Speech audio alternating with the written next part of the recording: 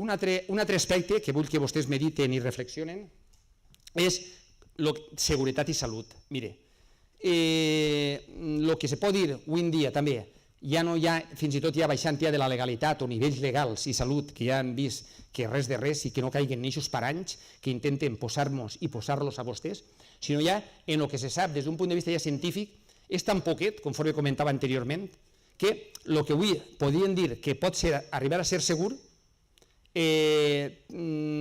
quasi també segur, valga la redundància, que d'ací uns poquets anys va ser que això ocasionava una sèrie de malalties i d'efectes secundaris que avui per avui no desconeguem, evidentment, sobretot perquè no hi ha suficients recursos econòmics perquè la gent i tal pugui estar investigant i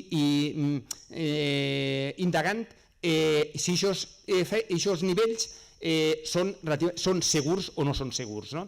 També hi ha moltíssima ignorància tant dels sectors empresarials i polítics com a atreviment i els famosos nivells mínims ja de seguretat, ja no de legalitat sinó de seguretat. Bé, així tenen, mire, el plom. En l'any 40, en el 1940, en els xiquets n'hi havia intoxicació aguda però no existia la crònica.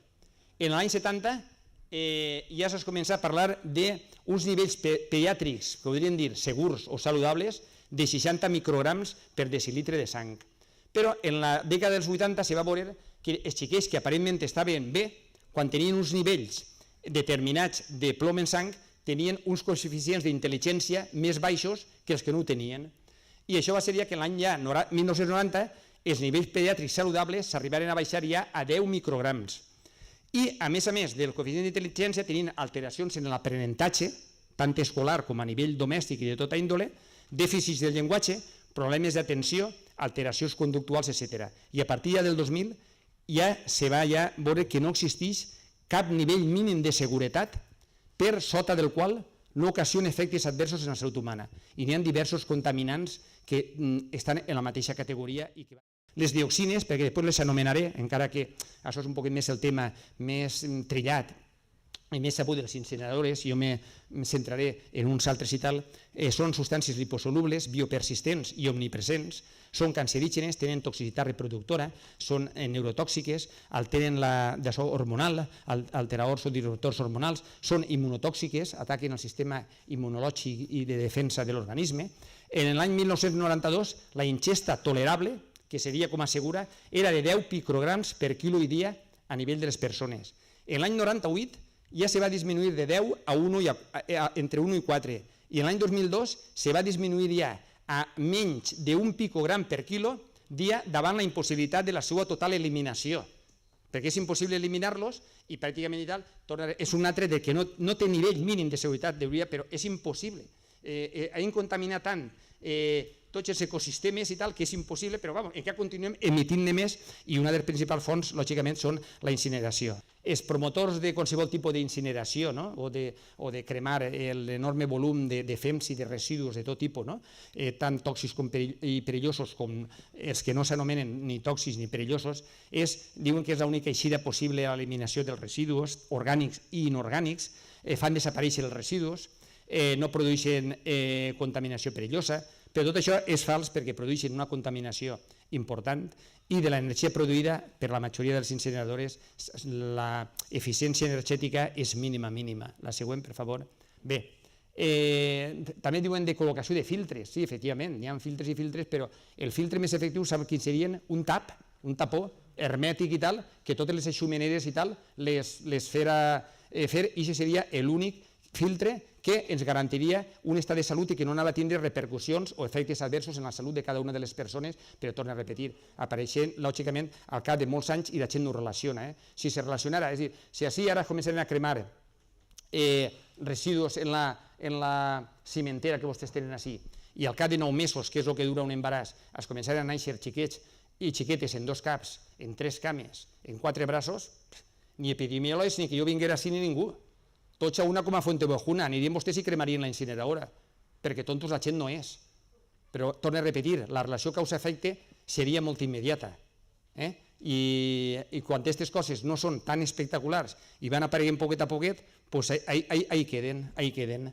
Bé, n'hi ha molts contaminants que són impossibles, lògicament, d'eliminar, per molt poderosos que siguin els filtres, no eviten el dipòsit de tòxics al voltant, per regla general, encara que això també depèn molt de condicions geològiques i climatològiques, d'aspersió, dispersió dels vents, de les emissions conforme els que estan un poc més vessats en el tema saben, i tal influeixen, però mentre no es mostri el contrari, a major proximitat, major concentració i majors efectes en la salut de les persones. I que n'hi ha llocs i tal que, lògicament, a prop de les incineradores està prohibida la venda de llets i d'altres productes de vaques i d'altres animals per a la seva contaminació. La incineració és la primera font productora de dioxines que existeix, i és un tòxic o un compost involuntari, no està format d'una forma premeditada, sinó que són per una sèrie de reaccions i tal de la combustió. Bé, emissions tòxiques de cimenteres, en la part d'ací de la dreta, les cimenteres com a tals, i que s'incrementen per aquells quan s'utilitzen ja residus o fems i tal, per a la seva combustió dels forns que necessiten, lògicament, per a que formi la pols del cement i així d'ahir la pols del cement. A nivell de la Unió Europea, és un problema no sols d'ací de Catalunya que vostès tenen, ni de l'estat espanyol, sinó de la Unió Europea i de la majoria dels països occidentals i tal, lo de les incineradores. Per sort, n'hi ha un major rebuig social a lo que és la paraula incineradora i aleshores està un poc canviant-se per les famoses plantes de revalorització energètica. Diuen, és que ho cremem i obtenim energia elèctrica cremant-ho en altres combustibles i podem beneficiar-nos. És un poquet la incineració encoberta. Bé, què passa? S'han posat molt rígids els controls d'emissió de les partícules en les plantes d'incineració o de revalorització energètica com a tal. És a dir, se permet que siguin el total de partícules emeses de 10 mil·lígrams per metre cúbic d'aire o de gasos que emeten. Però en els forns de les cimenteres, com són més, no dic obsolets, però que són més anteriors i tal a les noves incorporacions i tal, avui per avui encara se permet 50 mil·lígrams per metre cúbic, és a dir, 5 vegades més partícules. La matèria ni se crea ni se destrueix, únicament se transforma. Això ho va dir Lavoisier, el pare de la química moderna. Antigament se creia que quan se creava una cosa desapareixia i que les coses se podien crear o formar del res, de la nada, o que se podien fer-les desaparèixer. La matèria ni se crea ni se destrueix, únicament se transforma. I si vostès cremen quantitats ingents de residus, això se transforma en uns gasos, que aquests gasos són contaminants, que alteren lògicament no sols l'aire sinó després també els altres combustibles, els aliments conforme s'ha dit i fins i tot a vegades l'aigua, que són els combustibles que necessitem per al nostre funcionament i el nostre estat saludable adequat. Els que estan en blau són aquells que avui per avui no n'hi ha nivells mínims de seguretat per davall o per sota dels quals no ocasionen efectes adversos en la salut humana. Es tenen en blau les partícules i en un altre risc, l'arsènic, el cadmi, el mercuri, el plom. Uns estan dins de gasos i partícules, altres de substàncies químiques inorgàniques, i ara el benzè i el formaldehid està dins de lo que normalment substàncies químiques orgàniques. Mira, la partícula és una barreja de components sòlids i líquids o gotícules en suspensió en l'aire amb una grandària igual o menor a 10 micres. 10 micres és la setena part del diàmetre del cabell humà.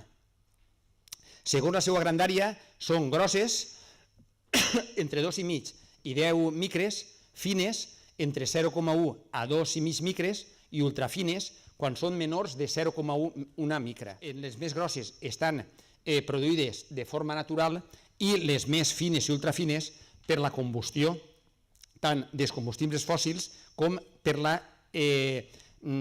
combustió o incineració dels residus o dels fems.